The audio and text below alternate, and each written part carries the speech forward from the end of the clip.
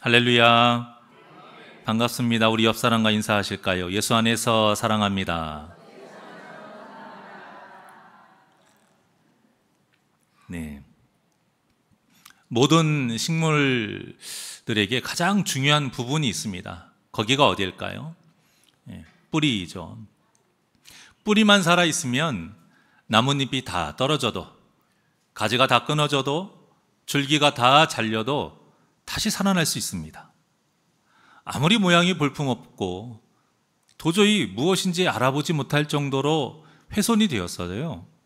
뿌리만 있으면, 뿌리가 살아있으면 그 식물은 살아있다라고 말을 합니다. 그리고 좋은 뿌리에서 좋은 열매를 맺죠. 좋은 열매에서 좋은 뿌리가 생기는 것이 아닙니다. 우리가 이 진리를 참 잘 알고 있는데 우리 신앙생활에서는 이렇게 생각하지 않는 것이 문제입니다. 성도에게 있어서 뿌리는 무엇일까요? 당연히 믿음이지요. 그리고 이 믿음이 있어야 복음의 열매를 맺을 수 있는 것이고, 이 믿음이 잘 뿌리 박혀 있어야 성령의 그 9가지 열매를 우리가 맺을 수 있는 것입니다. 그런데 성도님들 중에 간혹 이 열매에 대해서 잘못 이해하는 경우가 있습니다. 그래서 하나님의 마음과 맞지 않는 말을 할 때가 가끔 있어요. 다 그런 건 아니지만 여러분도 이런 말씀을 하셨는지 모르겠고 또 들어보셨는지는 모르겠는데 저는 이런 말을 좀 들었습니다. 저 성도는 예수 믿고 부자 된 것을 보면 믿음이 좋은 거야. 저 성도는 예수 믿고 치료가 된 것을 보니까 믿음이 좋은 거야. 저 성도는 자녀들이 좋은 학교를 가고 좋은 직장에 들어간 것만 봐도 믿음이 얼마나 좋은지 잘 알 수 있어. 어떻습니까, 여러분? 이게 무슨 틀린 말인가 라고 하실 수 있는데 그렇지 않습니다. 이런 말은 정말 위험한 말이에요. 자, 이것을 반대로 해보면 이 말이 왜 위험한지, 이 말이 왜 잘못됐는지 알 수가 있어요. 똑같은 말인데 제가 반대로 해볼게요. 저 성도는 예수 믿은 지가 언제인데 지금도 가난한 것을 보면 믿음이 없는 거야. 저 성도는 예수 믿고 기도를 그렇게 많이 했는데도 아직도 병이 치료되지 않는 것을 보면 믿음이 없는 거야. 저 성도는 자녀들이 계속 대학에 떨어지고 좋은 직장에 취직도 안 되는 것을 보면 믿음이 없는 것이 분명해. 어떻습니까, 여러분? 이 말은 누가 봐도 틀린 말이죠. 제가 분명히 지금 두 번째 드린 말씀은 다 틀렸다라고 공감하실 겁니다. 그런데 제가 처음에 드렸던 말씀, 거기에는 굳이 틀린 것인가? 라고 공감하지 않는 분도 있다는 거예요. 제가 지금 예로 든 두 말은 다 똑같은 뜻이에요. 물론 예수님께서 뿌리와 열매에 대해서 하신 말씀이 있긴 합니다. 그 열매를 보고 그들의 믿음을 알지라. 자, 그런데 제가 아까 말씀드린 거하고는 좀 다른 거예요. 한번 볼까요? 마태복음 7장 18절에서 20절까지 말씀입니다. 시작. 좋은 열매가 나쁜 열매를 맺을 수 없고 좋은 나무가 못된 나무가 아름다운 열매를 맺을 수 없느니라. 아름다운 열매를 아름다운 열매를 맺지 아니하는 나무마다 찍혀 불에 던져지느니라. 이러므로 그들의 열매로 그들을 알리라. 아멘. 분명히 열매를 통해서 그들의 진짜 믿음을 알 수 있다라고 예수님이 말씀하셨어요. 하지만 이 말씀은 이 구원에 관한 말씀이고요. 또 열매는 세상적인 복이 아니라 삶의 거룩한 모습, 이 거룩한 모습이 곧 열매다라고 말씀하신 거예요. 그래서 이어서 예수님이 이렇게 말씀하셨습니다. 마태복음 7장 21절입니다. 시작. 나더러 주여 주여 하는 자마다 다 천국에 들어갈 것이 아니요 다만 하늘에 계신 내 아버지의 뜻대로 행하는 자라야 들어가리라. 아멘. 믿으시지요? 열매에 관한 말씀을 하시긴 했어요. 그런데 그 열매가 무엇이냐? 하나님의 뜻대로 사는 것. 하나님의 뜻대로 사는 것이 성도가 맺어야 할 진짜 열매다라고 말씀하신 것입니다. 그러니까 우리가 잘 사는 것과 병이 치료되는 것, 자녀들이 잘 되는 것은 우리가 구원을 받을 만한 믿음이 있는지 없는지 이런 것을 판단하는 열매가 아닌 것이에요. 오히려 마귀는 이런 세상적인 좋은 것들로 우리를 미혹합니다. 이렇게 미혹해서 우리에게 가장 중요한 믿음, 그 믿음을 썩게 만드는 거예요. 마귀의 목적은 딱 하나입니다. 우리가 천국에 가지 못하게 하고 지옥에 가게 하는 것. 이것이 딱 그 마귀의 단 하나의 목적이에요.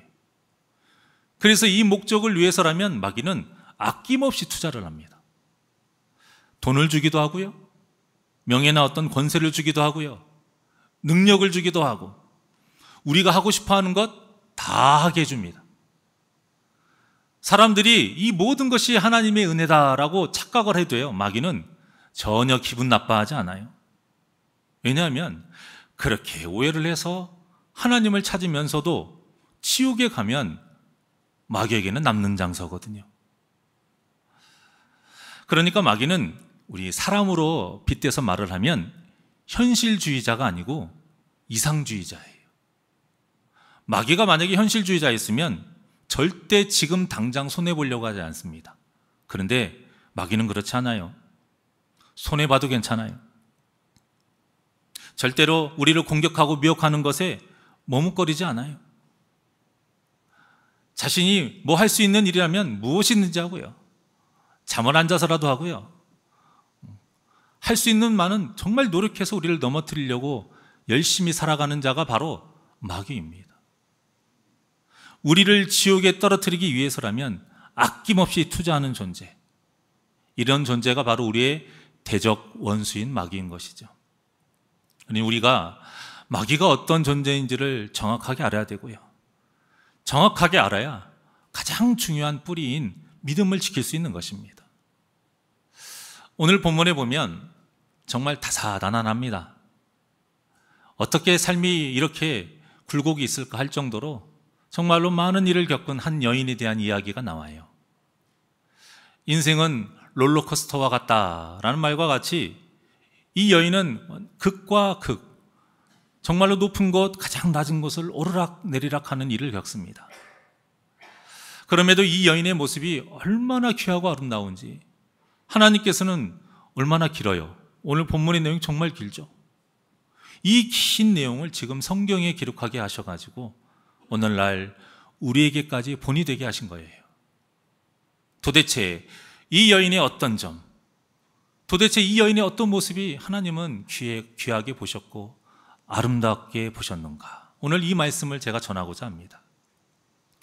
자, 본문에 보면 이 여인은 수넴에 사는 여인이에요. 그래서 보통 수넴 여인이라고 부르는데, 이 여인에 대해서는 뭐라고 딱 설명을 하냐면 귀한 여인이다, 귀한 여인, 이렇게 짧게 설명하고 있어요. 그런데 이 귀하다라는 히브리어가 어떤 뜻이 있냐면 크다, 키가 크다라는 뜻이에요. 크다, 부유하다, 위대하다, 존귀하다, 이런 여러 가지 뜻이 있습니다.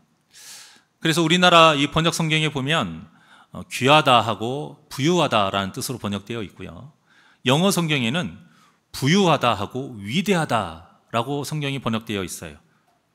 그러니까 이 부유하다는 다 들어가요. 정황상 보면 부유하다가 제일 잘 어울리는 번역이긴 합니다. 그런데 저는 이렇게 이 여인에 대해서 말하고 싶어요. 부유하지만 귀한 여인. 한번 따라해 볼까요? 부유하지만 귀한 여인. 이게 약간 말이 다릅니다. 여러분, 우리가 부유하다고 해서 모두 세상에 좋은 일을 하는 것은 아니고요, 또 가난하다고 해서 세상에서 좋은 일 못하는 것도 아니죠. 저는 지금까지 로또를 하시는 분들, 우리 성도님들 하시는지 모르겠는데, 로또를 하시는 분들 이야기를 들어보면 공통적으로 제가 들었던 말이 있어요. 그 말이 뭐냐면, 제가 당첨만 되면 기부도 하면서 그동안 못했던 좋은 일 제가 마음껏 하고 살고 싶습니다. 이 말은 제가 꼭 들었어요. 근데 제가 그 중에서 친한 분들한테는 그 말을 들으면 항상 또 제가 똑같이 이렇게 말을 합니다. 지금 못하면 그때도 못합니다. 제가 전에 사역했을 때 직장 생활을 하시다가 직장을 그만두고 자영업을 시작한 집사님이 계셨어요. 그분에게 이제 신방을 갔는데 그때 집사님이 저에게 이렇게 말씀을 하시더라고요. 목사님, 제가 이 가게 열심히 해가지고 돈을 많이 벌면 제가 그동안 못했던 11조 생활 열심히 하려고 합니다. 저한테 이렇게 말씀을 하시더라고요. 그래서 제가 그랬습니다. 집사님, 지금부터 하셔야 돼요. 지금 11조를 하지 못하면 나중에도 못합니다. 그런데 그분이 제 말을 안 들으시더라고요. 그래도 하나님께서 그 사업장에 은혜를 베풀어 주셨어요. 정말 그 가게가 잘 됐어요. 매출이 점점 올라가고 소문도 잘 나서 잘 되고 그러다 보니까 교회에서 행사가 있을 때에는 또 찬조도 하고 주일학교, 여름 성경학교 같은 때에는 또 선물도 많이 준비하고 이렇게 참 많은 일을 했습니다. 그런데 11조는 계속 하질 못해요. 그래서 제가 계속 신방을 가다가 기회만 보고 있었는데 어느 날 딱 이 말할 수 있는 기회가 딱 된 거예요. 그래서 제가 말씀을 드렸어요. 집사님, 제가 전에 그 말씀하신 대로 이제는 가게도 잘 되고 하니까 11조를 하시죠 라고 말씀을 드렸습니다. 그랬더니 집사님이 저에게 이렇게 말씀을 하시는 거예요. 전에 목사님이 저에게 말씀하실 때에는 정말 너무 상황이 힘들어서 10,000원 한 장이 귀한 때라 10만 원 11조 내는 것이 너무 힘들었습니다. 그래서 그때는 못했는데 지금은 11조를 200만 원 넘게 할 수 있는 상황이 됐는데 이 200만 원이라는 돈 자체가 너무 큰 돈이어서 오히려 내기가 어렵네요. 저한테 그렇게 이야기를 하시더라고요. 여러분, 100만 원 벌어서 10만 원 11조 못 하시는 분은 1억을 벌어도 1,000만 원 11조 절대 못 합니다. 제가 왜 이런 말씀을 드리냐면 돈을 가치 있게 쓰는 것은 부자인 것과 가난한 것 이거하고는 아무런 상관이 없다라는 거예요. 결국 돈을 가치 있게 쓰기 위해서는 무엇이 중요합니까? 마음이 중요하잖아요. 이 마음이 중요한 것인데 부자가 됐다고 해서 마음이 자연스럽게 부자가 되나요? 그렇지 않다라는 거예요. 그런데 많은 사람들이 착각을 합니다. 내가 부자가 되면, 내가 잘 되면 내가 그렇게 내 마음도 부자가 될 거다, 이렇게 착각을 한다는 거예요. 절대 그렇지 않아요. 정말 귀한 사람은 부자인 만큼 더 많이 가치 있게 돈을 사용하고요. 또 가난한 사람은 비록 돈이 얼마 없어도요, 부자보다 더 가치 있게 그 적은 돈을 사용할 줄 압니다. 오늘 본문의 수냄 여인이 바로 부자이면서도 돈을 아주 가치 있게 사용했던 귀한 사람이었어요. 그래서 저는 이 여인을 부유하지만 귀한 여인, 이렇게 번역하고 싶은 겁니다. 그래서 보통 수냄 여인이라고 부르지만 저는 앞으로 설교할 때 귀한 여인이라고 제가 부르겠습니다. 이 여인은 자신의 부를 가지고 있어서 정말 가치 있게 사용했던 사람입니다. 특히 하나님의 사람인 엘리사를 굉장히 극진히 대접했던 여인이었어요. 당시 문화로는 나그네를 자기 형편에 맞게 잘 대접하는 것이 당연한 거였습니다. 그런데 이 귀한 여인은 엘리사를 한 번도 아니고 계속해서 극진히 대접을 했어요. 그 이유가 무엇인지 9절에 나와 있는데 9절에 보면 엘리사가 하나님의 사람인 것을 알았다. 엘리사가 하나님의 사람인 것을 알았기 때문에 엘리사를 그렇게 극진히 대접했습니다. 그러던 어느 날 이 귀한 여인이 남편에게 말을 해요. 아예 엘리사를 위한 공간을 만들어 줍시다. 엘리사만을 위한 방을 만들고 거기에 가구도 놓아줘서 엘리사가 사역을 하는 데 있어서 편하게, 이 수냄에 들릴 때면 항상 이곳에 이 방이 편하게 들릴 수 있도록 해줍시다 라고 말을 한 거예요. 졸지에 엘리사에게는 전용 숙소가 생긴 거죠. 요즘 말로 말하면 선교센터가 생긴 거예요. 당시에는 아내가 남편에게 이런 부탁을 하는 게 참 쉬운 일이 아니었습니다. 여성의 인권이 완전 바닥을 쳤던 때였고요. 또 여성이 말을 해도, 아내가 말을 해도 남편이 들어주는 일도 거의 없었어요. 그런데 다른 부탁도 아니고 잘 모르는 사람을 위해서 아예 방을 만들고 가구도 들여놓고 마음껏 거할 수 있도록 모든 음식과 편의를 다 봐주자라고 말을 하는데, 이게 쉬운 일입니까? 그런데 그 남편이 이 여인의 부탁을 들어줘요. 왜 들어줬을까요? 사랑하니까? 너무 사랑하니까? 그럴 수도 있지만 그 정도의 개념이 아닙니다. 남편이 보기에도 이 여인의 평상시의 성품과 행동이 너무 본받을 만했고 너무 바른 거였어요. 말 그대로 귀한 여인이었던 거예요. 그러니까 그 여인의 말에 남편도 동조를 한 것입니다. 그래서 이 여인은 엘리사를 위해서 정성껏 준비를 합니다. 그런데 여러분, 이런 일이 성품이 좋아서 할 수 있는 것이 아니에요. 무엇이 있어야 될까요? 믿음이 있어야 되는 것입니다. 그리고 이 믿음과 함께 뭐가 있어야 되냐면, 믿음을 통해서 뭐가 있냐면 관심과 애정이 있는 거예요. 똑같이 성전에 뭔가 틀어져 있고 어지러져 있어도요, 관심과 애정이 있는 분만 그것이 눈에 보여요. 바닥에 쓰레기가 떨어져 있어도 그분이 지저분해서가 아니고 더 관심이 있고 더 애정 어린 분이 더 먼저 쳐다보고 먼저 그걸 주어요. 제가 하나 과정을 한번 세워볼게요. 시골에서 서울로 올라온 할머니가 있다라고 가정을 해보게요. 그분이 길 가는 사람들에게 서울 지리를 모르니까 지하철역을 물어봅니다. 그때 첫 번째 사람이 그것을 말로 자세하게 지하철역의 위치를 가르쳐 주었어요. 또 두 번째 사람은 아예 지하철 입구까지 바래다 주었습니다. 세 번째 사람은 할머니가 짐을 가지고 있는 것을 보고 아예 짐을 지려다 주고 지하철역 들어가서 티켓팅을 해서 지하철까지 태워드렸어요. 자, 여러분, 이 세 명 중에서 어떤 사람이 가장 귀합니까? 당연히 세 번째인 사람이 가장 귀하죠. 그런데 여러분, 첫 번째 사람, 두 번째 사람 다 친절을 베풀었어요. 그럼에도 세 번째 사람이 가장 귀한 것은 그 할머니의 짐을 볼 수 있는 그런 관심이 있었고, 또 끝까지 세심하게 배려를 해줬기 때문이에요. 저는 우리 새날교회 이런 세심한 배려가 서로가 서로에게 넘쳐나기를 간절히 소망합니다. 누군가가 아프고 누군가가 어려움이 당할 때에 그것을 내 눈에 보인다는 것은 하나님께서 주신 사인이에요. 보았으니 뭐하라? 행하라. 누군가에게 어떤 축 처진 어깨가 보인다라면 한번 그 어깨를 한번 다독여 줘 보세요. 왜 그런지 한번 물어봐 주시고, 힘이 빠져 있는 것 같으면 시원한 물이라도 한 잔 뽑아서 한번 갖다 줘 보세요. 우리가 그분의 어떤 문제나 어려움을 해결해 줄 수는 없습니다.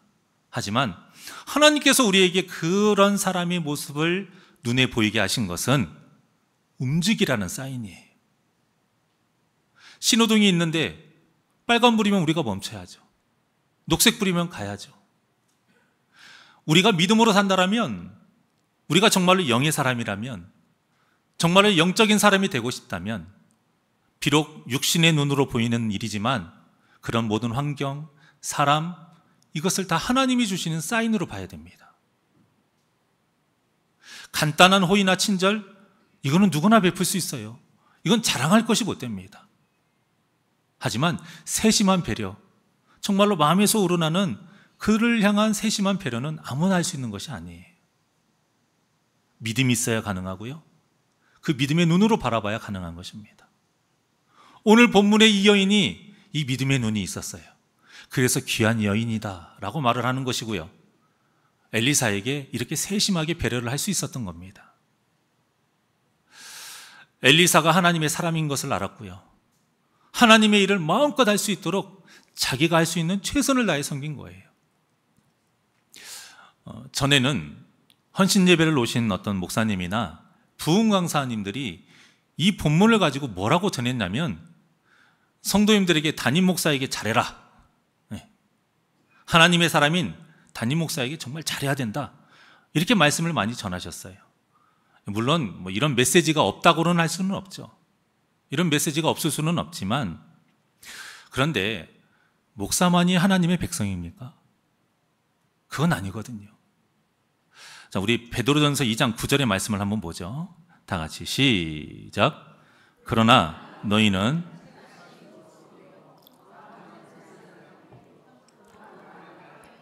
그의 소유가 된 백성이니 이는 너희를 어두운 데서 불러내어 그의 기이한 빛에 들어가게 하신 이의 아름다운 덕을 선포하게 하려 하심이라.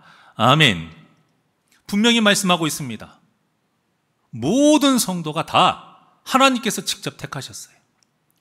모든 성도가 다 왕의 제사장이고요. 모든 성도가 다 거룩한 나라의 백성입니다. 분명하게 말씀하셨어요. 그러니까 본문의 메시지는 목사를 정성껏 잘 섬겨라, 여기까지만 받아들이면 안 되고요. 더 나아가서 서로가 서로를 존귀하게 대하라. 서로가 서로에게 정말 세심하게 배려하고 믿음으로 서로 사랑하고 섬겨라. 여기까지 여러분들이 이해를 해야 됩니다. 이 말씀이 전에는 목사를 엘리사처럼 여겨서 할 수 있는 최선을 다해서 섬겨라, 딱 이렇게까지만 전하다 보니까 문제가 생겼어요. 어떤 문제가 생겼냐면 이 말씀에 나중에 어떤 일들이 일어나죠? 하나님의 많은 기적들이 일어납니다.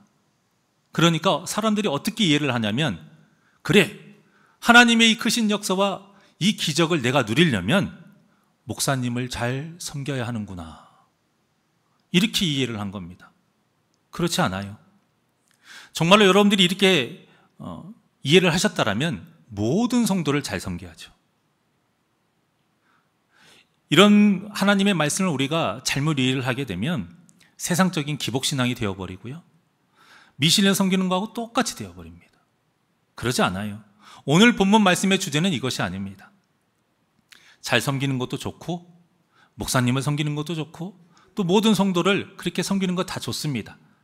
그런데 이 말씀의 진짜 주제는 뭐냐면, 믿음으로 하나님의 사람을 정성껏 섬겼던 이 귀한 여인이 하나님의 은혜로 뜻하지 않은 아들을 얻었을 때에도 믿음을 잃지 않았고, 후에 그 아들이 죽는 불행을 당했을 때에도 믿음을 잃지 않았다라는 것, 이것이 오늘 본문의 주제입니다. 그러니까 이 여인은 부유했을 때에도 귀했고요, 아들을 얻었을 때에도 귀했고, 아들을 잃었을 때에도 귀했습니다. 이 여인의 무엇이 귀했다라는 말씀입니까? 믿음이 귀했다라는 거예요. 부유했지만 귀했어요. 뭐가 귀했냐면 믿음이 귀한 여인이에요. 그러니까 이 귀한 여인은 믿음이 귀한 여인입니다. 가장 중요한 것, 바로 하나님을 향한 믿음. 그 하나님을 향한 믿음을 어떤 환경에서도 잃지 않고 지켰기 때문에 오늘 하나님께서 귀한 여인이라고 불렀던 것이고, 이렇게 길게 성경에 기록되어 놓게 하신 거예요.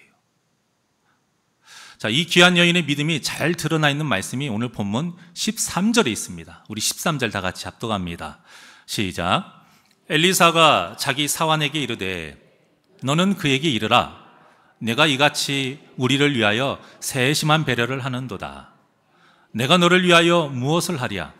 왕에게나 사령관에게 무슨 구할 것이 있느냐 하니, 여인이 이르되 나는 내 백성 중에 거주하나이다 하니라.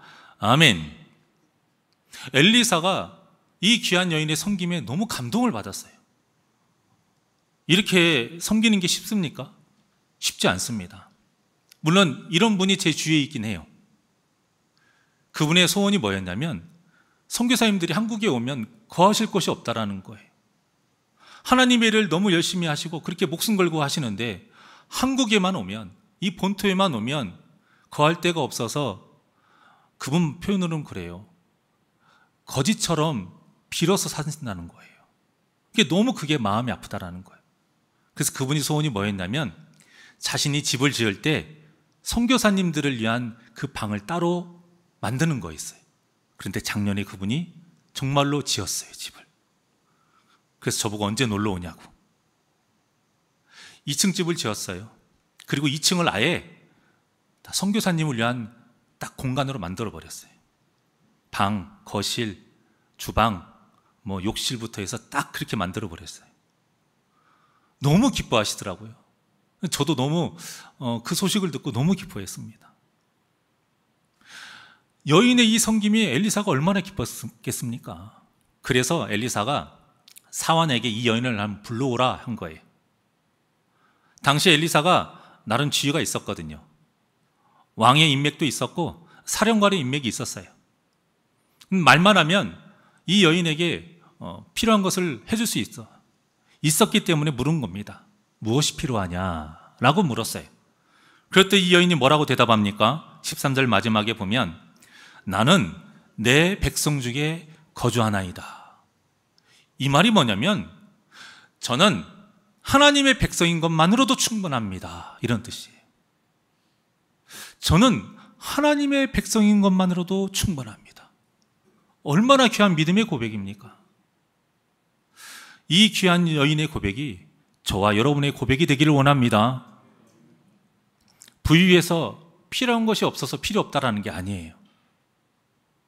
자기는 가장 귀한 것을 가지고 있기 때문에 다른 거 굳이 필요 없다라는 겁니다. 그것이 무엇이에요? 바로 하나님의 백성이라는 사실. 내가 믿음을 가지고 있다라는 그 사실. 이런 믿음이 있으니 가난해진다고 해서 이 고백이 없어지겠습니까? 이런 믿음이 있으니 사람들이 내 마음에 상처를 주고 나를 억울하게 한다고 해서 이 고백이 없어지겠습니까? 그래서 교회를 떠나겠습니까? 그래서 예수님을 버리겠습니까? 그러지 않아요. 이런 믿음이 있으니 자녀들이 좀 잘 안 풀린다고, 취직이 잘 안 되고 대학에 떨어진다고 해서 이 고백이 없어지겠습니까? 절대 없어지지 않습니다. 그래서 저는 목회자에게 시험이 들어서 방황을 하거나 또 성도들에게 상처를 받아서 방황하는 분들을 보면 참 마음이 아픕니다. 너무 마음이 아파요. 물론 이런 원인을 제공한 분들을 제가 잘했다라고 말하는 건 아닙니다. 우리가 어떤 일이 있어도 누군가를 상처 주는 가시가 되면 안 돼요. 그거는 죄고요. 그건 하나님 앞에 어떤 변명도 할 수가 없어요. 하지만 여러분, 아무리 우리가 그럴 만한 이유가 있다 할지라도 믿음을 버리는 것은 그 자신에게 책임이 있습니다. 하나님이 누구에게 묻겠습니까? 그 책임을 본인에게 묻는 거예요. 내 믿음의 책임은 나에게 있는 겁니다. 그래서 우리가 이 다니엘의 세 친구들의 믿음이 귀한 거예요. 다니엘의 세 친구들의 믿음을 한마디로 뭐라고 합니까? 그리 아니하실지라도. 이 믿음이라고 하잖아요. 풀무불에 들어갔을 때 하나님께서 우리를 구원해 주시지 않고 타 죽는다 할지라도, 그리 아니하실지라도 나는 하나님을 섬기겠노라. 당당히 이들이 말했던 믿음, 이 믿음이 우리 새날교회 성도님들의 믿음이 되기를 주님의 이름으로 축원합니다. 이 여인에게 이 귀한 믿음이 있었던 거예요. 그러니 이 여인에게 왕이 무슨 필요가 있을 것이고 사령관이 무슨 필요가 있겠습니까? 하나님만 계시면 됐던 거예요. 하나님의 말씀을 전하는 이 하나님의 사람을 만나서 예배하는 것, 말씀을 듣는 것, 같이 교제를 나누면서 말씀 한마디라도 듣는 것, 이 여인에게는 이것이면 충분했어요. 그러니까 이 여인이 굉장히 욕심이 있는 여인이에요. 수냄에 오면 다른 데 가지 말라는 거예요. 딱 자기 집에만 와서 예배 드려주고 기도해주고 말씀 한마디라도 더 해달라는 거예요. 이 믿음의 욕심은 절대 누구한테 욕먹을 것이 아닙니다, 여러분. 귀한 거예요. 그래서 귀한 여인이라고 하는 겁니다. 그러니까 하나님의 은혜로 얻게 된 아들이 갑자기 죽었을 때에 이 여인의 모습이 다른 어머니하고 완전 다른 겁니다. 아이가 원래 아이를 가질 수 없는 환경이었는데 하나님의 은혜로 아이를 갖게 됐지요. 근데 아이가 자란 겁니다.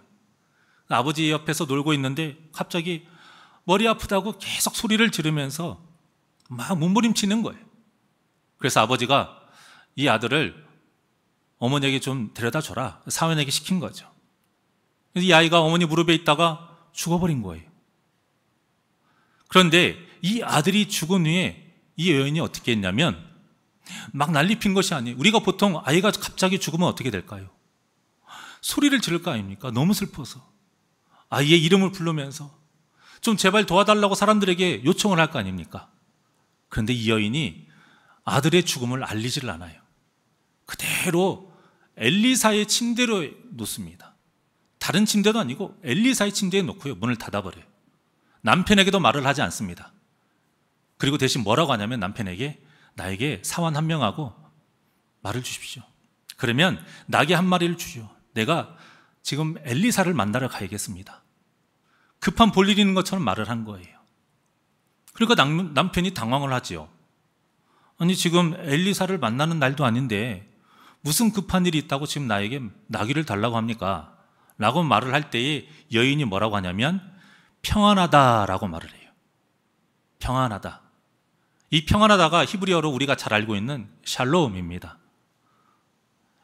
이게 두 가지 의미가 있는데요. 남편에게는 어떤 의미냐면 괜찮아요. 일 없습니다. 별일 아니에요. 이런 뜻이에요. 또 하나는 자기 자신에게 하는 말이에요. 내 마음이 평안하다.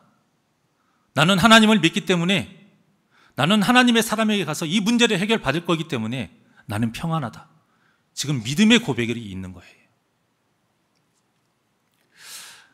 무슨 일을 해도 의심하지 않고 이 믿음을 가지고 우리가 살아야 되는 이 귀한 여인의 믿음이 우리의 믿음이 되어야 됩니다. 그렇게 엘리사를 이 여인이 찾아갔는데요. 엘리사를 보자마자 이 여인이 믿음의 모습을 딱 합니다. 그게 뭐냐? 엘리사의 발을 딱 붙들고 끌어안아버려요. 이 표현이 뭐냐면 하나님만이 나의 문제를 해결해 줄 수 있습니다. 그러니 하나님의 대리자인 당신이 내 문제를 해결해 주시오. 이 믿음의 몸부림인 거예요. 엘리사가 아이가 죽은 것을 알고 사환 게하시에게 지팡이를 줍니다. 여러 지시를 하고 그렇게 보냈는데 이 여인이 도무지 따라가질 않고요. 엘리사를 자꾸 놓아주질 않는 거예요. 당신이 가야 됩니다. 저 게하시가 아니고 당신이 하나님의 사람 아닙니까? 하나님의 대리자 아닙니까? 하나님의 정권을 지금 받지 않았습니까? 엘리사를 놓지 않은 거예요. 그래서 우리가 지금 아무리 고난 중에서 누구를 놓지 않아야 됩니까? 예수님을 놓지 않아야 되는 거예요. 그 믿음이 이 여인에게 있었던 겁니다. 결국 엘리사가 이 여인하고 같이 갔고요. 하나님의 은혜 가운데서 엘리사가 죽은 아이를 살아나게 했습니다. 얼마나 기쁜 일입니까? 그런데 이 귀한 여인의 믿음이 또 나옵니다. 엘리사가 이 아이가 살아난 것을 보고 게하시를 통해서 어머니를 불러오라고 합니다. 여인이 들어오자 엘리사가 말을 하죠. 아들이 살아났으니 데리고 가라. 자, 여러분이 이 여인의 입장이라고 가정을 해보는 거예요. 죽었던 아이가 어쨌든 믿음을 가지긴 했지만 살아났어요. 얼마나 기쁜 일입니까? 여러분들이 엘리사가 딱 불러서 엘리사가 말을 하는 거예요. 네 아들 살아났어. 그럼 여러분들 바로 처음 행동이 어떤 행동일까요? 저라면 그래요? 바로 아이한테 달려가죠. 그 아이 얼굴을 만지면서 이름을 불러가면서 살아난 것에 너무 기뻐서 눈물을 흘리고 끌어안았을 겁니다. 그런데 이 여인이 어떻게 했는지 37절을 봅시다. 37절 시작. 여인이 아들을 안고 나가니라. 아멘. 지금 무엇을 먼저 했습니까? 하나님께 영광을 돌리고 감사를 드렸어요. 아들을 찾은 것이 아니라 하나님을 찾았어요. 아들이 살아난 것의 기쁨이 아니라 그 아들을 살려주신 하나님께 감사가 먼저였던 겁니다. 여러분, 이것이 믿음입니다. 다른 것이 믿음이 아니에요. 그러니 이 여인을 귀한 여인이라고 부를 수밖에 없는 거죠. 누가복음 17장에 보면 예수님이 예루살렘으로 가시는 길이었어요. 그래서 사마리아와 갈릴리 사이에 있는 어느 한 마을에 딱 들어갔는데 저기 멀리서 나병 환자 10명이 자기를 구원해달라고, 고쳐달라고 예수님을 불렀어요. 그때 예수님이 말씀으로 고쳐주시고 너희들의 몸을 대제사장들에게 가서 보여줘라 라고 보내십니다. 그때 그 10명이 대제사장들에게 가는 도중에 자기들의 나병이 깨끗이 나은 것을 깨닫게 된 거예요. 그때 단 한 명만이 예수님 앞에 나와서 하나님께 영광 돌리면서 예수님께 감사를 드렸습니다. 그 사람이 이방인이었어요. 자, 그때 예수님이 뭐라고 말씀하셨는가? 누가복음 17장 19절의 말씀입니다. 다 같이 시작. 그에게 이르시되 일어나라, 내 믿음이 너를 구원하였느니라 하시더라. 아멘. 믿음이 있었기 때문에 너의 병이 치료가 되었고, 네가 믿음이 있기 때문에 그 10명 중에서 너만 나에게 와서 이렇게 하나님께 영광 돌리고 납작 엎드려서 감사를 드리는구나. 여러분, 나음 받아서 예수님을 찾지 않았던 9명의 나병 환자는 하나님을 믿는다고 하는 이스라엘 사람들이었어요. 그런데 지금 하나님께 영광 돌리고 예수님 앞에 발 앞에 이 사람은 사마리아인 이방인이었습니다. 여러분, 우리가 착각하면 안 돼요. 예배 드린다고 해서 우리의 믿음이 진짜다, 여러분 착각하면 안 됩니다. 그래서 예수님이 말씀하셨어요. 주여 주여 하는 자마다 다 천국에 들어갈 것이 아니다. 이것을 봐도 알 수 있는 것이 우리가 꼭 고난을 받는다고 해서 믿음을 잃는 것이 아니라는 사실이에요. 나병 환자들 보십시오. 세상에 있을 수 없는 기적을 체험했어요. 이보다 더 좋은 일이 어디 있습니까? 그런데 믿음을 잃어버렸어요. 우리가 거기에 헷갈리는 겁니다. 좋은 것을 주면 믿음이 있을 것 같습니까? 그것이 아닙니다. 하나님께서 우리에게 복을 주고 우리가 원하는 대로 우리 일이 잘 풀어지고 우리 자녀들이 잘 되고 우리가 건강해지면 믿음이 있을 것 같습니까? 믿음이 먼저인 겁니다. 하나님은 우리 믿음을 먼저 보시는 걸 믿으시길 바랍니다. 믿음이 먼저예요. 기쁜 일이 생기고 세상적인 복을 받아도 우리는 믿음을 잃을 수가 있고, 어려운 일을 당해도 믿음을 잃을 수가 있어요. 그러니까 믿음을 지키는 것이 정말 어려운 일인 거예요.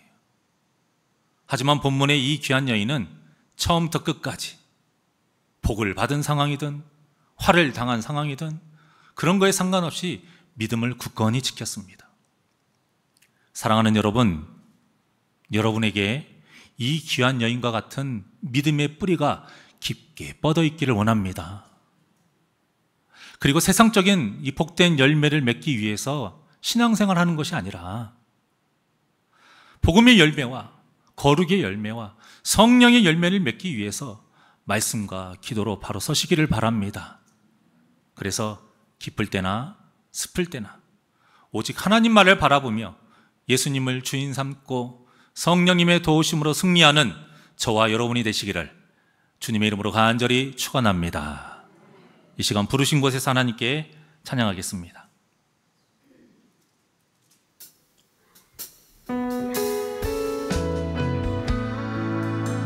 우리 믿음으로 고백하면서 찬양합니다.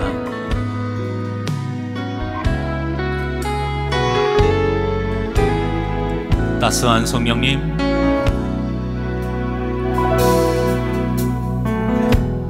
따스한 성령님, 마음으로 보내 내 몸을 감싸며 주어지는 평안함 만족함을 느끼네. 우리 다시 한번 찬양합니다. 따스한 성령님, 따스한 성령님, 마음으로 보내 내 몸을 감싸며 주어지는 평안함 만족함을 느끼네. 부르신 곳에서 나는 예배하네. 어떤 상황에도 나는 예배하네. 부르신 곳에서 나는 예배, 어떤 상황에도 어떤 상황에도 나는 예배하네. 우리 두 손을 가슴에 얹고 우리 다시 한번 믿음으로 고백합니다. 사랑과 진리에, 사랑과 진리에 한 줄기 빛도 내 몸을 감싸며 주어지는 평안함, 그 사랑을 느끼네. 부르신 곳에서 나는 예배하네. 어떤 상황에도 나는 예배하네. 부르신 곳에서 나는 예배야. 어떤 상황에도 어떤 상황에도 나는 예배야. 부르신 곳에서 부르신 곳에서 나를 예배하네. 어떤 상황에도 나는 예배하네. 부르신 곳에서 나는 예배. 어떤 상황에도 어떤 상황에도 나는 예배야. 내가 걸어갈 때, 내가 걸어갈 때 길이 되고 살아갈 때 삶이 되는 그곳에서 예배하네. 내가 걸어갈 때 길이 되고 살아갈 때 삶이 되는 그곳에서 예배야. 내가 걸어갈 때, 내가 걸어갈 때 길이 되고 살아갈 때 삶이 되는 그곳에서 예배하네. 내가 걸어갈 때 길이 되고 살아갈 때 삶이 되는 그곳에서 예배야. 부르신 곳에서 부르신 곳에서 나를 예배하네. 어떤 상황에도 나는 예배하네. 부르신 곳에서 나는 예배야. 어떤 상황에도 어떤 상황에도 나는 예배하네. 내가 걸어갈 때, 내가 걸어갈 때 길이 되고 살아갈 때 삶이 되는 그곳에서 예배하네. 내가 걸어갈 때 길이 되고 살아갈 때 삶이 되는 그곳에서 예배. 우리 두 손 높이 들고 고백합니다. 내가 걸어갈 때, 내가 걸어갈 때 길이 되고 살아갈 때 삶이 되는 그곳에서 예배하네.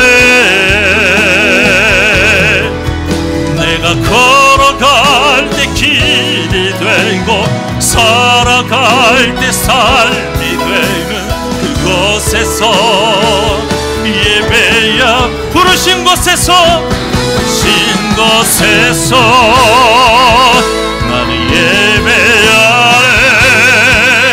어떤 상황에도 나는 예배하네. 부르신 곳에서 나는 예배야.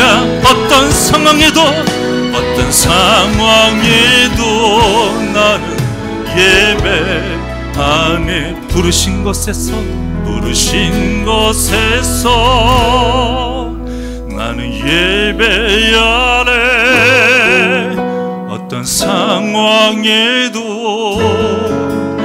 나는 예배하네. 부르신 곳에서 나는 예배야. 어떤 상황에도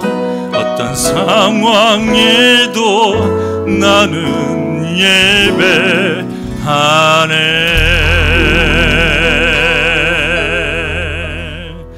기도하시겠습니다.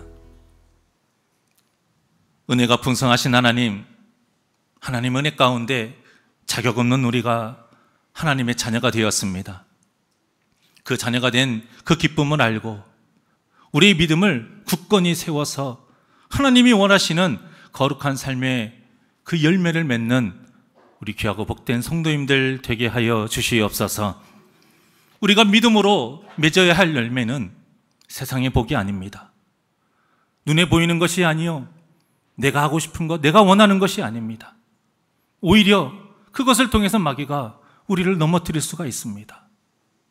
하나님, 우리가 진정으로 맺어야 할 열매, 성령의 9가지 열매, 이 삶에서 거룩한 삶으로 하나님의 말씀대로 살아가는 그 열매를 맺는 우리 복된 성도님들 되게 하여 주시옵소서. 그래서 귀한 자로서 인정받게 하여 주시옵시고, 서로가 서로를 정말로 존귀하게 대하며 세심하게 배려하는 그런 사랑이 넘쳐나는 새날교회가 되게 하여 주시옵소서. 감사함이 예수님의 이름으로 기도하옵나이다. 아멘.